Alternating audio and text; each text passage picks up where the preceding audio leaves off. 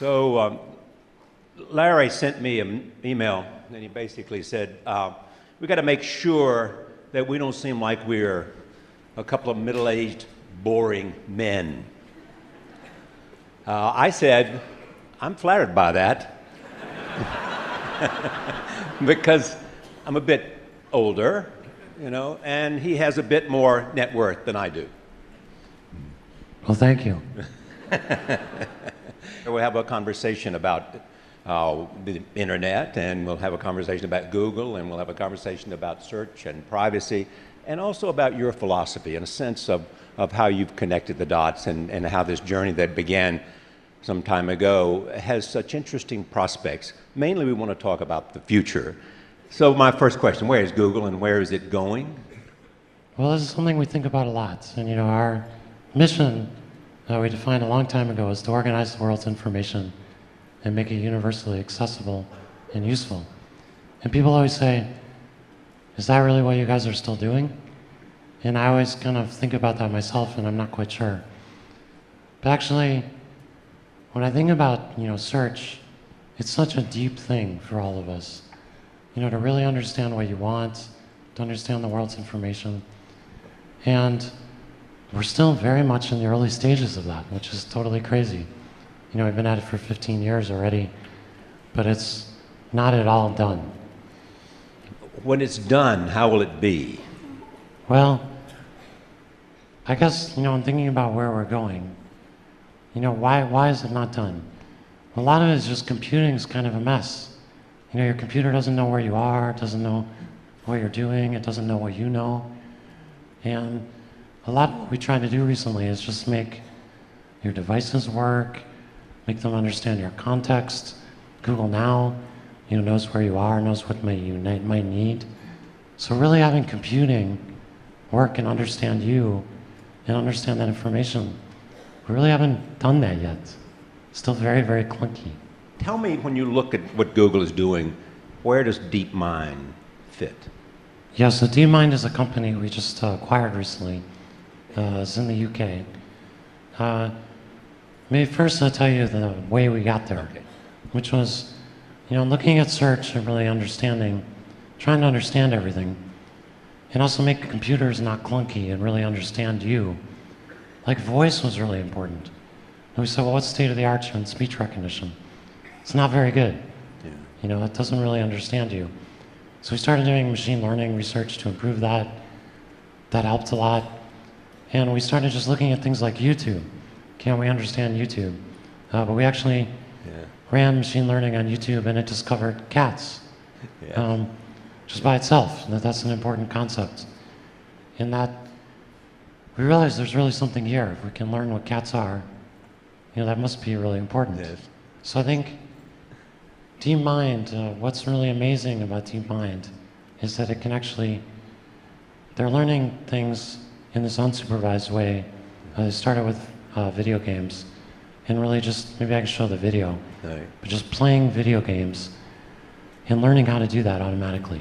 Take a look at the video games and how machines are coming to be able to do some remarkable things. So the amazing thing about this is, obviously there's our old games, but the system just sees what you see, the pixels, and it has the controls, and it has the score. And it's learned to play all of these games, same program, it's learned to play all of these games with superhuman performance. We've not been able to do things like this with computers before. Maybe I'll just narrate this one quickly. This is boxing, and it figures out it can sort of pin the opponent down. Computer's on the left, and it's just racking up points. So I think, imagine if this kind of intelligence were thrown at your schedule or your information needs or things like that.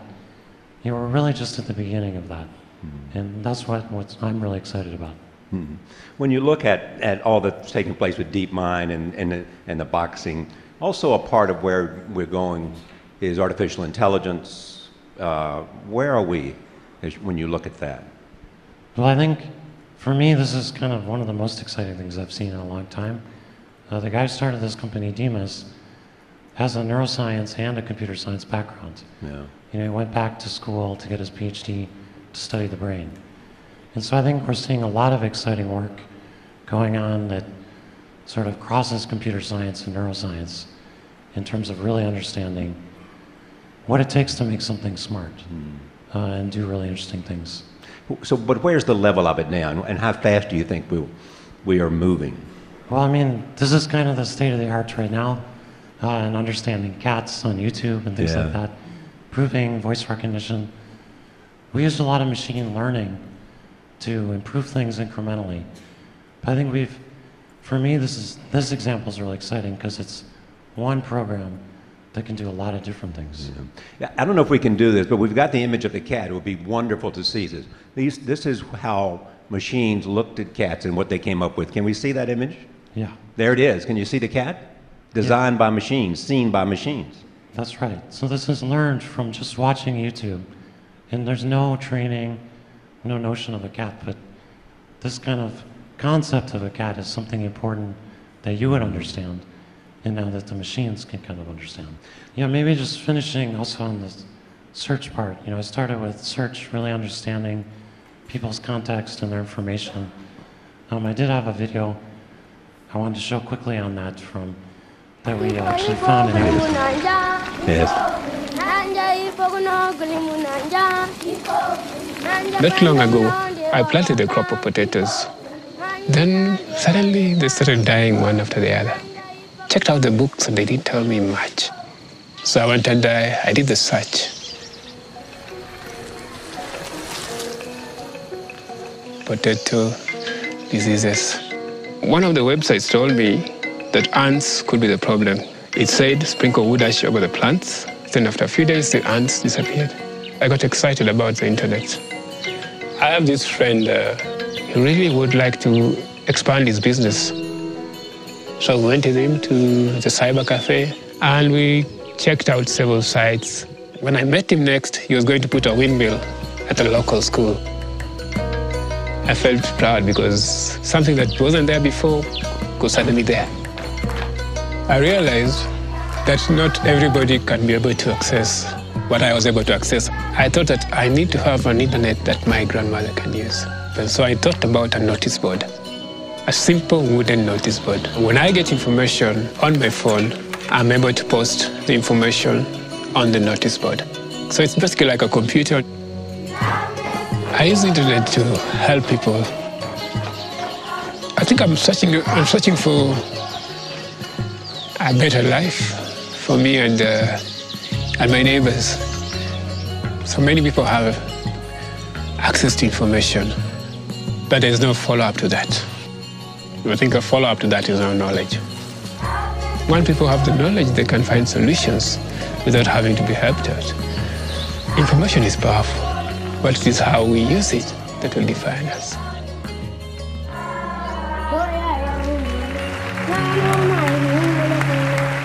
Yeah, the amazing thing about that video actually is we just read about it in the news and we found this gentleman and made that little clip. When I talk to people about you, they say to me, people who know you well say, Larry wants to change the world and he believes technology can show the way. And that means access to the internet. It has to do with languages, but it also means how people can get access and do things that will affect their community. And this is an example. Yeah, that's right. And I think for me, you know, even focusing on access more, if we're talking about the future, right. You know, we recently released this loon project, which is using balloons to do it. It sounds totally crazy. Yeah, we can show the video here. It actually, 2 out of 3 people in the world don't have good internet access now. And we actually think this can really help people, and if it sort of cost efficiently. It's a balloon. Yeah, get access to the internet. And why does this balloon give you access to the internet? Because there were some interesting things you had to do to figure out how to make balloons possible. They didn't have to be tethered. Yeah, and this is a good example of kind of innovation. Like, we've been thinking about this idea for 5 years or more before we started working on it. But it's just really, how do we get access points up high cheaply? Yeah. And normally you have to use satellites and it takes a long time to launch them. But you saw there how easy it is to launch a balloon and get it up. And actually, again, it's the power of the internet. I did a search on it, and I found 30, 40 years ago, someone had put up a balloon and had gone around the Earth multiple times. Yeah. I thought, why can't we do that today? Yeah. And that's kind of how this project got But are born. you at the mercy of the wind? Yeah, but it turns out we did some weather simulations, which probably hadn't really been done before. And if you control the altitude of the balloons, which you can do by pumping air into them in other ways, you can actually control roughly where they go. And so I think we can build a worldwide mesh of these balloons that can kind of cover the whole planet. Before I talk about the future and transportation, where you've been a nerd for a while, and this fascination you have with transportation and automated cars and bicycles, let me talk a bit about what's been the subject here earlier with Edward Snowden. It is security and privacy. You have to have been thinking about that. Yeah, absolutely. I saw the picture of Sergey with Edward Snowden yesterday. Some of you may have seen. But I think, for me, I guess, privacy and security are a really important thing. We think about it in terms of both things. And I think that you can't have privacy without security. So let me just talk about security first, because you asked about Snowden and all of that. And then I'll say a little bit about privacy. I think, for me, it's tremendously disappointing that the government sort of secretly did all this stuff and didn't tell us. I don't think we can have a democracy if we're having to protect you and our users from the government for stuff that we've never had a conversation about. Right. And I don't mean we have to know what the particular terrorist act they're worrying about protecting us from, but we do need to know what the parameters of it is, what kind of surveillance the government's going to do and how and why. And I think we haven't had that conversation. So I think the government's actually done itself a tremendous disservice by doing all that in secret. Never coming to Google to ask for anything. Not Google, but the public. I mean, Yeah. I think we need to have a debate about that. Or we can't have a functioning democracy. It's just not possible. So I think, I'm sad that Google's in the position of protecting you and our users from the government doing secret things that nobody knows about. Doesn't make any sense. And then there's a privacy side of it. Yeah, so the privacy side, I think the world is changing. I mean, you carry a phone, it knows where you are. There's so much more information about you. And that's an important thing, and it makes sense why people are asking, difficult questions. We spend a lot of time thinking about this and what the issues are. I'm a little bit, I think the main thing that we need to do is just provide people choice. Show them what data is being collected. Search history, location data. We're excited about incognito mode in Chrome and doing that in more ways. But just getting people more choice and more awareness of what's going on. I also think it's very easy. What I'm worried about is we throw out the baby with the bathwater. And I look at, on your show, actually, I kind of lost my voice. Yes. And I haven't gotten it back. I'm hoping by talking to you, I'm going to get it back. If I could do anything, I would do that. All right, so get out your voodoo doll and Yeah. or whatever you need to do. But I think, when I look at that, I made that public, and I got all this information. We got a survey done on medical conditions with people who have similar issues. And, I look at medical records and I say, wouldn't it be amazing if everyone's medical records were available anonymously to research doctors? And when someone accesses your medical record, a research doctor, you could see which doctor accessed it and why. And you could maybe learn about what conditions you have. I think if we just did that, we'd save 100,000 lives this year. Absolutely.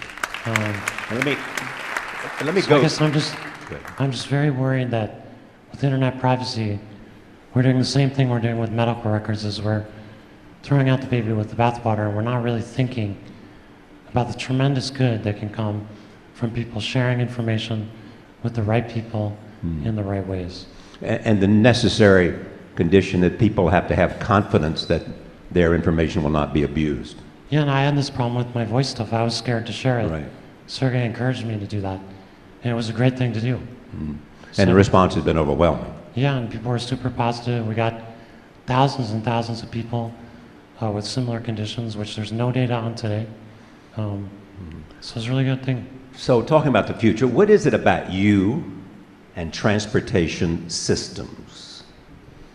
Yeah, I mean, I guess I was just frustrated with this when I was at college in Michigan. Yeah.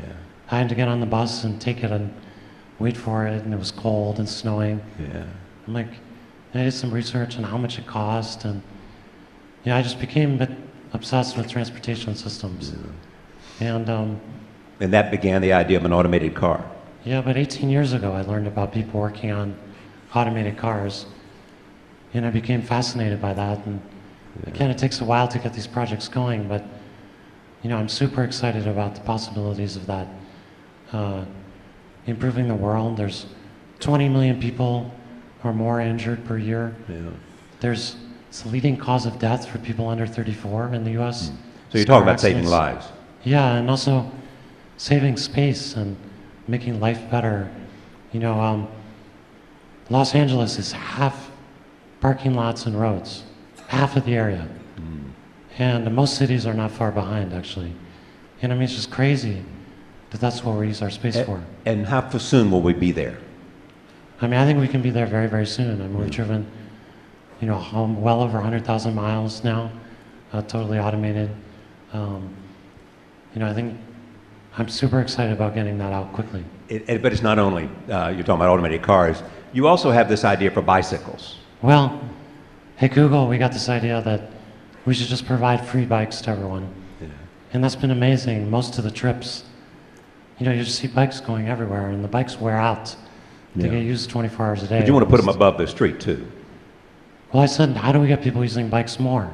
Yeah. And We may have a video here. yeah, let's show the video. Right. I just got excited about this.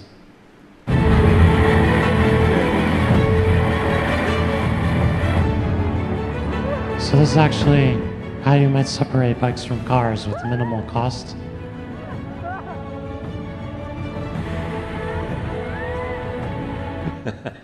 Anyway, it looks totally crazy, but I was actually thinking about our campus, working with the cities and stuff, and just trying to get a lot more bike usage. And I was like thinking about how do you cost effectively separate the bikes from traffic. And I went and searched, and this is what I found. And we're not actually working on this, that particular thing, but it gets your imagination going. All right. Let me close with this. Give me a sense of the philosophy of your own mind. I mean, you have this idea of 10x. I mean, you don't simply want to go in some small, measurable arena of progress. Yeah, I think, you know, many of the things we just talked about are like that, where they're really I almost use the economic concept of additionality, which means that you're doing something that wouldn't happen unless you're actually doing it. And I think the more you can do things like that, the bigger impact you have. And you know, that's about doing things that are, you know, people might not think are possible. And I've been amazed, the more I learn about technology, the more I realize I don't know. And that's because it's technological horizon, the thing that you can see to do next. The more you learn about technology, the more you learn what's possible. You learn that the balloons are possible because there's some material that will work for them. What's interesting about you, too, though, for me, is that we have lots of people who are thinking about the future. And they're going and looking and they're coming back. But we never see the implementation. You know, I think of somebody you knew and read about, Tesla. The principle of that for you is what? Well, I think invention is not enough. I mean, if you invent something, Tesla invented electric power that we use, but he struggled to get it out to people. That had to be done by other people. It took a long time. And I think, you know, if we can actually combine both things, where we have an innovation, invention focus, plus the ability to really company that can really commercialize things and get them to people in a way that's positive for the world and to give people hope. You know, I've been amazed with the Loon project just how excited people were about that, because it gave them hope for the 2/3 of the world that doesn't have internet right now that's any good. Which is a second thing about corporations. You were one of those people who believe that corporations are an agent of change if they're run well. Yeah, I mean, I'm really dismayed. Most people think companies are basically evil. You know, they get a bad rap. And I think that's somewhat correct. I mean, companies are doing the same incremental thing that they did 50 years ago or 20 years ago. That's not really what we need. We need, especially in technology, we need revolutionary change, not incremental change. You once said, actually, I think I've got this about right, that you might consider, rather than giving your money, if you're leaving it to some cause, just simply giving it to Elon Musk, because you had confidence that he would change the future. And Well, that if you you would want- therefore... Yeah, if you want to go to the Mars, he Yeah. wants to go to Mars to back up humanity, that's a worthy goal, but it's a company and it's a philanthropic goal. So I think, we aim to do kind of similar things, and I think we have a lot of employees at Google who've become pretty wealthy. People make a lot of money in technology. Yes. A lot of the people in the room are pretty wealthy.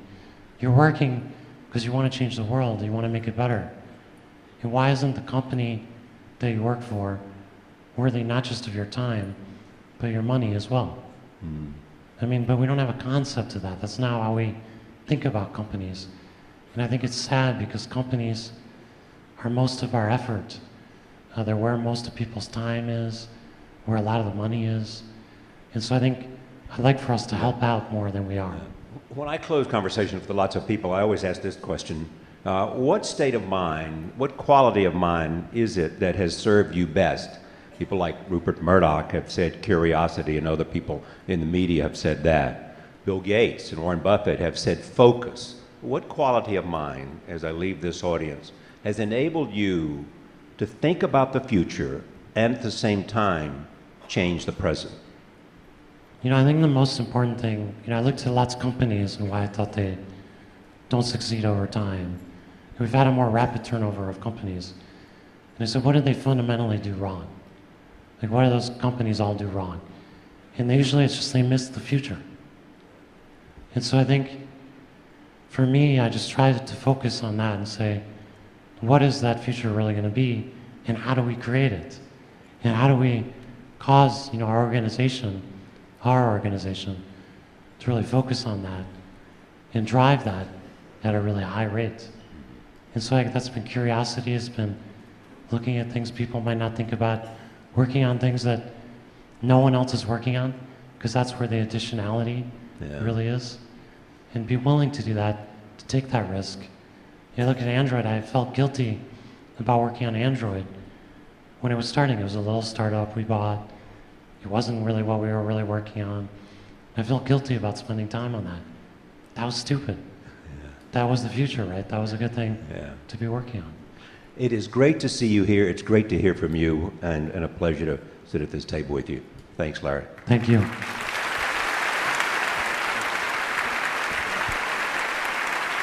Larry Page.